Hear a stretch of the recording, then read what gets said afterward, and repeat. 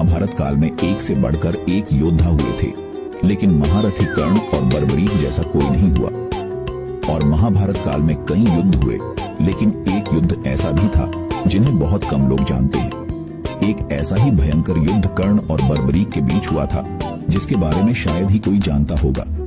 महारथी कर्ण के पास थे दिव्य कवच और कुंडल, जिनको किसी भी अस्त्र से भेदा नहीं जा सकता था, और बर्बरीक के पास थे 3 अमोघ बाण, जिनको काट पाना असंभव था।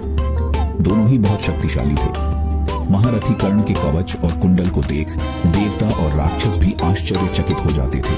और दूसरी तरफ थे बर्बरीक, जिन्हें भगवान शिव से कभी खत्म न होने वाले 3 अमोघ बाण मिले थे, और कहा जाता था कि वह मात्र अपने 3 अमोघ बाण से पूरे महाभारत युद्ध को समाप्त कर सकते थे। बर्बरीक को आज कलयुग में खाटू श्याम जी के नाम से पूजते हैं।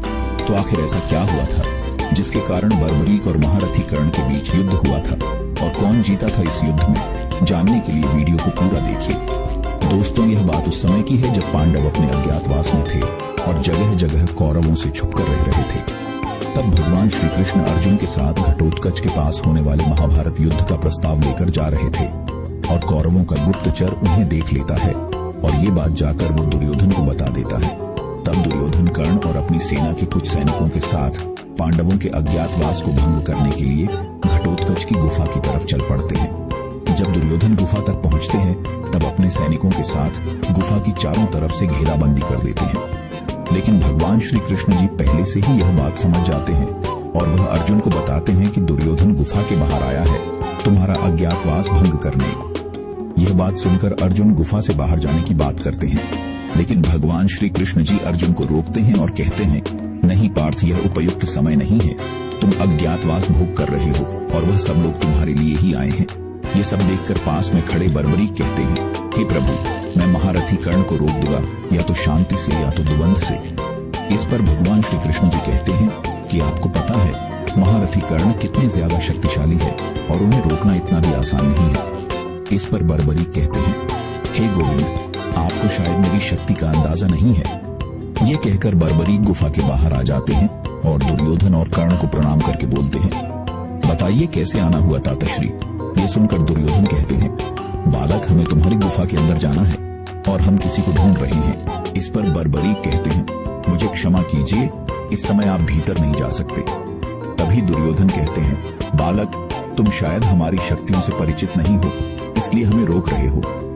फिर बर्बरीक मुस्कुराते हुए कहते हैं, आप दोनों महाशक्तिशाली योद्धा हो, आप प्रयास करके देख सकते हो। इतने में ही दुर्योधन सैनिकों से कहते हैं, इसे यहाँ से हटाओ। लेकिन जैसे ही सैनिक बर्बरीक को हटाने के लिए आगे बढ़ते हैं, वैसे ही बर्बरीक धरती पर सिर्फ एक पैर मारकर ही साधारण से सैनिकों को गिरा देते हैं। यह देखकर दुर्योधन भयभीत होकर कर्ण से कहते हैं, मित्र, ये साधारण बालक नहीं है, इसे तुम्हारे जैसे योद्धा ही हरा सकता है। तब कर्ण बर्बरीक से बोलते हैं, बालक, हमारे मार्ग से हट जाओ, अन्यथा तुम्हें मेरा सामना करना होगा। तभी बर्बरीक कहते हैं, आप भी प्रयास कर लीजिए महारथी कर्ण। तब कर्ण बराबरी की ओर धनुष की प्रत्यंचा को खींचते हैं और छोड़ देते हैं। तभी इतनी जोर से हवा चलती है कि वहां खड़े सारे सैनिकों में हाहाकार मच जाता है। लेकिन कर्ण के उस अस्त्र का प्रभाव बर्बरीक पर तनिक भर भी नहीं होता।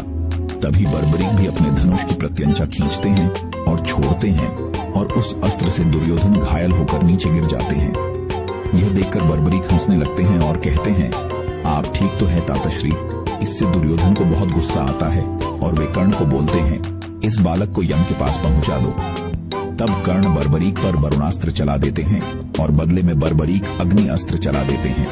दोनों अस्त्र टकराकर नष्ट हो जाते हैं। ऐसे ही दोनों में घमासान युद्ध चलता रहता है। दोनों ही वीर एक दूसरे पर भयानक दिव्यास्त्रों का प्रयोग करते हैं, लेकिन दोनों में से कोई भी परास्त नहीं होता। तब बर्बरीक अपना दिव्यास्त्र को आवाहन देते हैं और बोलते हैं, इस अस्त्र को कोई भी नहीं रोक सकता। लेकिन बर्बरीक अपना दिव्यास्त्र कर्ण के बजाय दुर्योधन पर छोड़ देते हैं, और महारथी कर्ण अपने द्वारा उसे रोकने का प्रयास करते हैं, लेकिन उसे रोक नहीं पाते हैं, और वो अस्त्र दुर्योधन की ओर बढ़ने लगता है। यह देखकर महारथी कर्ण स्वयं दुर्योधन के सामने आकर खड़े हो जाते हैं। फिर जब वो दिव्यास्त्र कर्ण से टकराने ही वाला होता है, तभी उनका दिव्य कवच प्रकट हो जाता है, और उस कवच से टकराकर वो अस्त्र नष्ट हो जाता है। यह देखकर बर्बरीक को आश्चर्य होता है और मन ही मन सोचते हैं ये कैसे संभव हो सकता है।